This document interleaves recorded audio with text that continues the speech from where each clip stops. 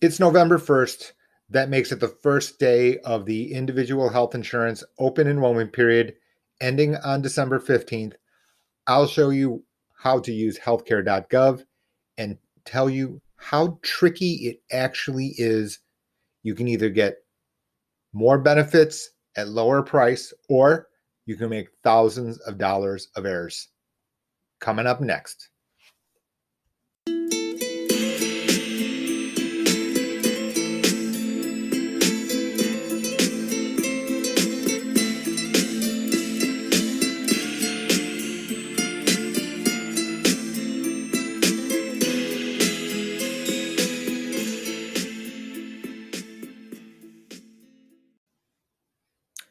Hi, everybody. My name is J.O. I'm the author of this book, Maximize Your Medicare.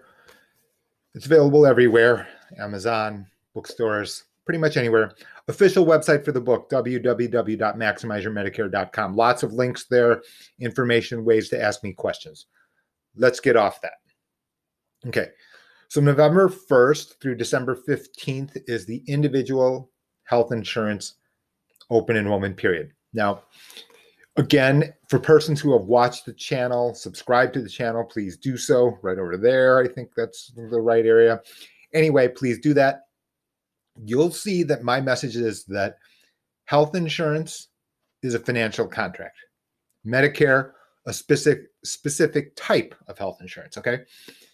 So people are like, okay, well, Jay, people will say, oh, well, you just only know about Medicare. Well, the reality is that I'm talking about financial contracts and the options embedded in all financial contracts. Therefore, number one video for me is always Life's a Gamble. Be sure to watch that. You'll understand the rationale that ties together these ideas. Okay, on to individual health insurance. November 1st through December 15th, you do have the ability to freely choose any qualified health insurance plan. Now, by qualified, it has qualified health benefits, QHB. Leave out the jargon. The fact that these plans are all compliant with the ACA.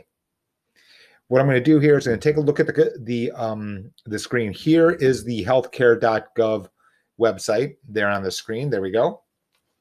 And this is the federal website. Now, your individual state can have its own state-specific website to do this. Okay, so it's important if you live in one of those states to use the individual state-specific website. Okay, so here's where it is. You need to have an account, all that stuff. But really, the guts of today's video has to do with showing you how sensitive this entire exercise can be. And so what I've done here is go to this separate other website, which allows you to estimate it without creating an actual application, but it does help illustrate my point. Okay, so let's just take a look, and et cetera, et cetera. And what I'm going to do, I'm going to speed us around here, and it allows us to ask and preview plans, prices. So let's just take and what I'll do is I'll use where my office, my physical office, let's call it Ann Arbor. Okay, and tell yourself about you and your household. Fine, we'll do that. Okay, and I'll do like that. We're going to skip this. And you and other people. Now, this is important. You need to answer these questions correctly. Are you married? Let's say yes and continue on. You have to answer correctly. Let's say no other dependents. So just a married couple. Let's call yourself 63.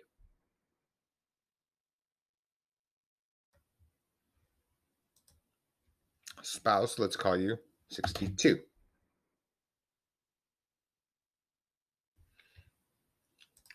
Now, here's the deal. And here's really the important stuff right here.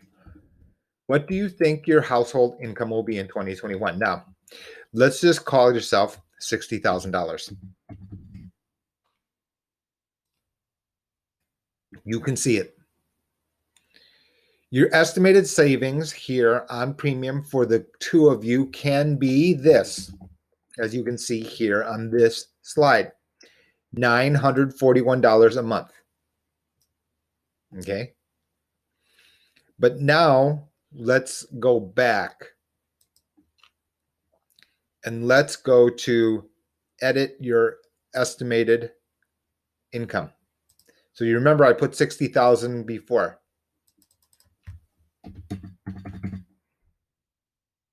Now let's say it's 80,000. You are not eligible for a credit. You can see here how dramatic this difference is, right? That if you don't put in the correct number here, if you don't put in the correct number here under household income, and now let's say you're at 40,000.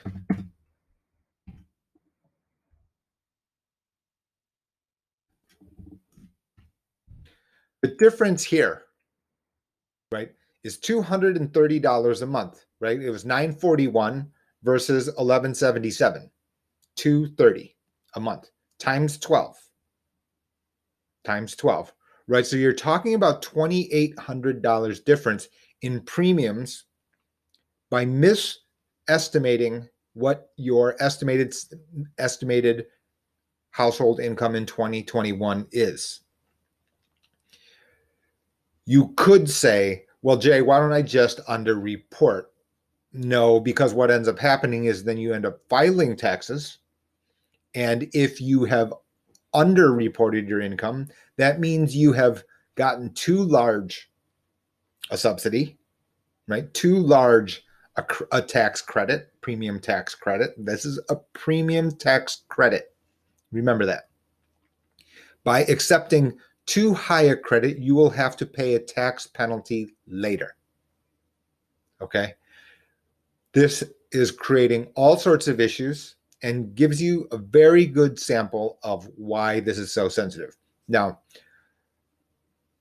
the reality is, if you want our counsel on it, to go onto the healthcare.gov website and how to go through the process and make sure the correct estimate, that I can't do with you here on a single video. That will change from household to household wildly. And the reason is what? You've got investments. Let's say, for example, you get mutual fund distributions. Okay. For example, you could also have deciding on whether or not to take Social Security. You can decide on whether or not to retire early. All of these are different inputs. The timing will affect the numbers here on these estimated savings. For other persons, different age division. Let's just call it, let's say you're 45 and you've been unemployed, but you or part-time employed, et cetera, et cetera. Now these numbers will be highly volatile, and you can see how dramatically the premiums can be. And let's just try that. For example, let's just say your household, and let's just edit your household. So now let's just edit yourselves, and let's just call yourself 45. And let's just say your spouse is 40. And let's say your income is this $40,000. Well, now all of a sudden you can see an estimate on $413 a month for you. Okay. You can see it. It's much lower, this estimate, compared to when you were 63 in your 60s, right? So you can see how sensitive these results are. It's very, very important to get it right. That's it for today. Be sure to subscribe to the channel. Lots of tidbits. You know, there's a bunch of different things. Number one, I can tell you how it works, right? There's academics behind it. There's arithmetic behind it. There's a logic. Most people get this, these opening steps wrong. Right? A lot of the channel has to do with trying to get people's minds right so you can think through it clearly. It's not overly complicated. It's just not explained well. I'm trying to correct some of that. From there, however, is only the first step. There are other steps as far as actually putting it into place, executing, right? So I've written Maximize Your Medicare. The book is talking about here are the different factors to consider and think through. What the book can't do, it can't actually bring you across the finish line exactly with precision. Okay. Because it's one set of issues just to have the right mind frame, to have the right ideas, to understand how stuff works. It's another thing to actually to put it in place. And for that, that's the reason that the emails toll free, people call me, ask me, send me questions, et cetera, to get them put into place to help you cross the finish line. I'm Jay.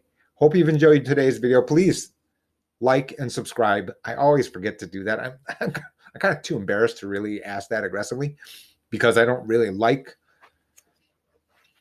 this YouTube world we live in, but that's our planet. Thanks for watching.